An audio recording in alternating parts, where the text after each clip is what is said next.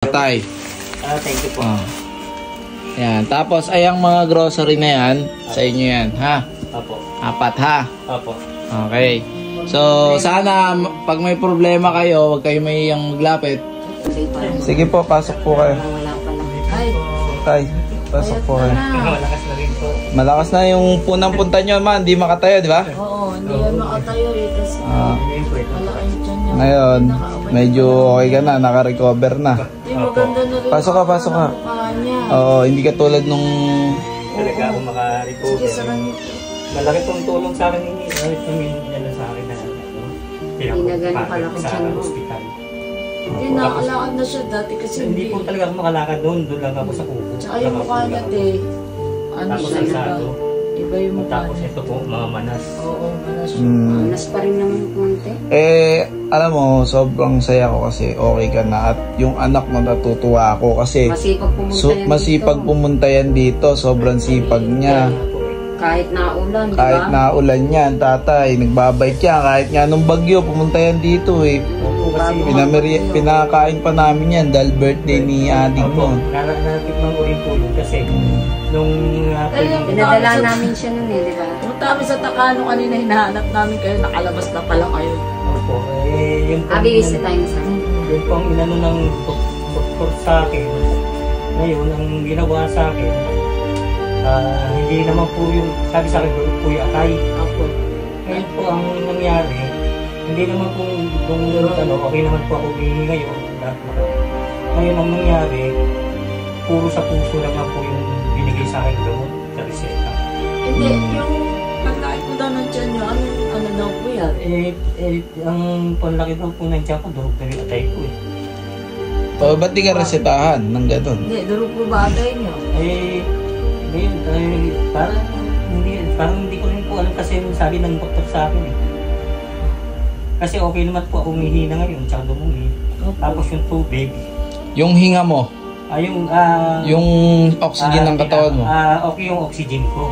Pero yung dugo, Pagtipid po ng ano. parang kulang. Yung dugo? Kulang yung... So kailangan kang masalinan? Parang ganun po. Nagpapasalin ako eh. Inano na po ako eh. Discharge ka na. Opo. Siguro kaya siya discharge kasi nakita ko okay na siya.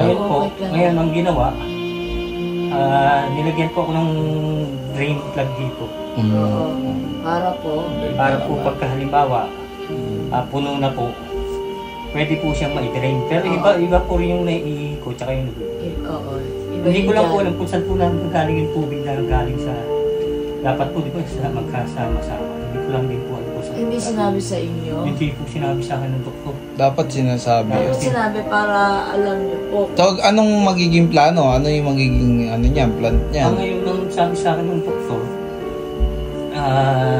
yung gamot na kung nagtulog, ngayon babalik po ako mag-check. Ngayon, may iabot ulit ako. Check up ka na lang. Ngayon, tatay, may iabot. Kuha mo sila ng ng Bigas. mo na lang. Bigas, kuha ka ng bigas. Abutan na lang rin natin silang cash pang-maintenance ng gamot na. Tapos Apat na. mawawala na po siya. Yun siya. Pero hindi po basta-basta mag-drain. Kasi po, So yun guys, si tatay, nung mga unang tulong namin sa kanya, hindi siya nakakatayo. No tay, hindi ka nakakatayo. Kakalakad, kaupo lang no. Malaki naman po yun dyan na kita niyo rin po ngayon, ito po marami po ako. hindi lang naman ako yung tumulong kay tatay kasi all din mga kamag-anak ko tulungan din kayo no. Ang mga kamag-anak. Nakatulong din tayo, kumbaga. Ako mismo sa kanila nagsabi na dalhin siya sa ospital din kung may bill na kailangan or gamot. May kamag-anak ba tumulong? Wala po. Wala? Wala rin po. Yun lang. So parang tayo lang nakatulong din yung ibang government. Government! Ayun. Yung mga PhilHealth, yung mga... Yun. Salamat sa gobyerno, salamat sa PhilHealth yan. Nakatulong tayo kay tatay at eto okay siya. Ayan no. Siya kayong... Sipag kasi na itong batang to eh. Masipag yung anak niya tatay. Hindi kayo iniiwang Yan po kasi po Ayaw niya ako, pag halimbawa po, binabangon So, ako. ayun. Ginigising niya. Masaya ako kasi yun pala yung feeling na nakakatulong Minsan, ka na, sasabihin namin nakakapagpagaling ka ng dito, tao, no? mag-stay ka muna, iisipin na Ayos. hindi ka pa nakain, di ba tayo? So, tay, Hindi siya bibigyan kita ng nakain. ng cash, no? Pahinga ako na. Para medyo may pangdagdag kang konti, no? Sa gamot, no? Hindi, pinapos rin pa ako eh. Ah. Dahil 2 days na rin ako uminom. Tay. Thank you po. Yan. Tapos, ay ang mga grocery na yan, sa inyo yan, ha? Apo. 4, ha? Apo. Okay. So, sana, pag may problema kayo, huwag kayo may iyang maglapit. Ito, babalik Diba? ito dito eh.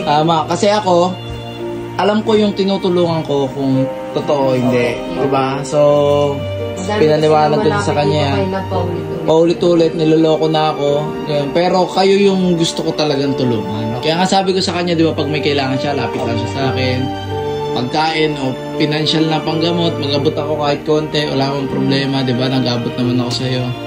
So, ngayon na yan. Tsaka pag ikaw pumupunta dito, huwag ka na mag-i-stay sa labas. Oo, rumekta, pasok ka na.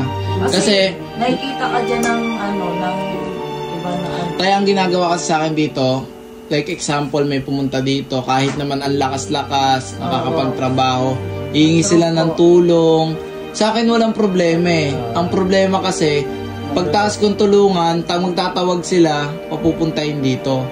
Kaya nagtataka ako, bakit sobrang dami lagi dyan tao nag-aantay. Sa akin, hindi naman ako madamot, wag lang akong Apo. parang niloloko, gano'n. Yun nga po. Diba? Pero sa inyo, ako, Pag ikaw, babe, pasok ka na lang. Wala, kilala ka naman. kilala ka naman. Ito nga po magkaano rin ako ng joyride, kakanta ko ng joyride. gagaling ka, tay, gagaling ka. Kasi, nag-joyride po kayo. Opo, 1.5 year na ako. May sakit. Bali dito rin ako, nagpipintura rin ako dito, tsaka dito sa may sa loob ng subdivision. Ay, magaling-galing ka. Sige, pasok anak. Ayan na, tay. Pag may kailangan kayo, utusan mo lang yung anak mo, huwag mahiya. Ha? Hindi man ganun kalaki yan yung ibibigay ko lagi, makakatulong yun pang maintenance ng gamot. Malaking tulong na po. Ha? Syempre, kung hindi ko pa kayo pinadala sa hospital nun, ano nangyayari? Di ba? Opo. Kaya kailangan, yan yung maganda. Ngayon, okay ka na, nakakatayo ka na, nakakalakad ka na, onting kembot na lang yan. Masaya ka naman, be. Masaya ka? Wait, yung anak mo, gusto ko yan. Yan. So, ito tayo sa inyo yan, ha? Opo. Para may pagkain kayo. Then, yung binigay kong cash sa inyo is pang maintenance nyo na lang gamot, ha? Meron tayo sa kanya yung gagawin. Matulong yan sa dugo niya. Ngayon, pagka Ha? mga na po konti na lang po ang Tayo na, tay? konti na lang ang problema ko pagka Onti na lang yan. Malulutas natin yan, tatay. Hanggat nandito ako, tatay, makakatulong ako sa inyo. Ha? Hanggat hindi ko kayo pinababayaan, tay, makaka-recover tayo, no? Napakabait naman na itong anak mo eh. Sabi ko nga sa kanya, wag siya. Alam mo, una hindi ako naniniwala sa kanya eh. Hindi ako naniniwala. Kasi una sa lahat, yung reseta, kayog-kayog, parang luma na. Tapos sabi ko kila mama, puntahan. Para mas... Nakita niyo naman po yung... yun. Kaya sabi ko, okay yung bata, okay yung yun. Before and after po. Kasi yun po talaga, wala... Binidyo call muna natin lang. Ang sa akin kasi, ang gusto kong mangyari, parang... Alam mo diba, ang taba niya noon? Payat lang pala siya. Bumibigay na ako. Parang gusto ko lang sumuko sa Panginoon. Hindi May pinsan ako na... Alam problema sumuko sa Panginoon, pero kailangan pa natin mabuhay kasi may anak ka pa eh. Yun nga po. Lalo na ngayon, anak mo lumalaban, anak mo lalo na ngayon hindi ka pa natulungan ng kamag-anak mo. Paano pag nawala ka, sino na lang mag-aano sa anak mo, 'di ba? So ayun. Galing ka tayo. Hindi ka iniwan ng anak mo, good job, boy. Ha?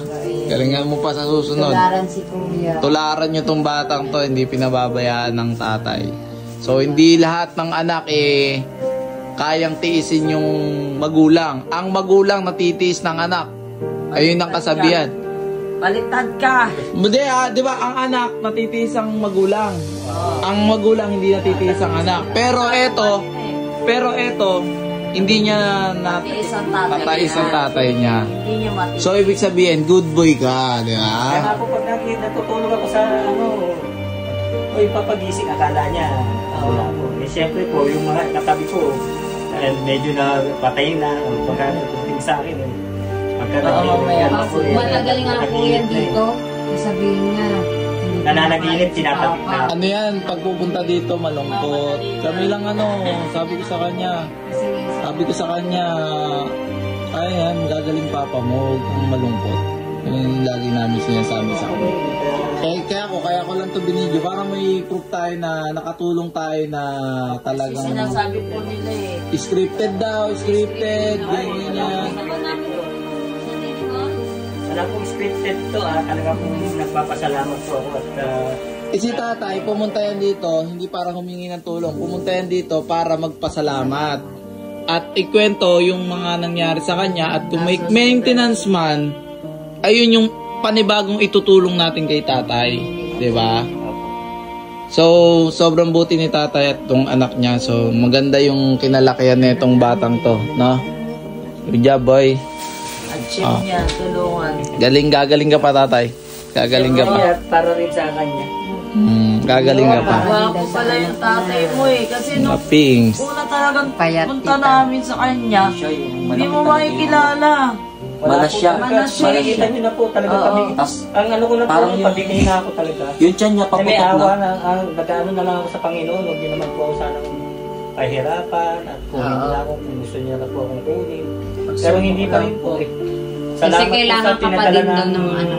Salamat po sa binigay niyo at sa inano niyo sa akin. Itinakbo ka sa ospital. Kaya yun po ang ngayon ang nangyayari. Ito po ang kinalabasan. Ngayon, lilit pa yan, tay, kasi meron kang drain Oo. May drain ka. Ngayon, maintenance na lang talaga yan para yung sa atay mo. Ano na yan, parang ano na lang yan parang minimal na lang. Hindi katulad nung una, di ba? Kita mo naman. Hindi, nung una talaga hindi ako makakain. Ayun. Tsaka ang lakad ko, konti lang. Hindi talaga ako Bago sila umalis, kain muna sila ha. Kain muna kayo ha. So ayun guys, kung kayo may sakit, laban lang, huwag tayo susuko sa buhay hanggat may maraming tumutulong.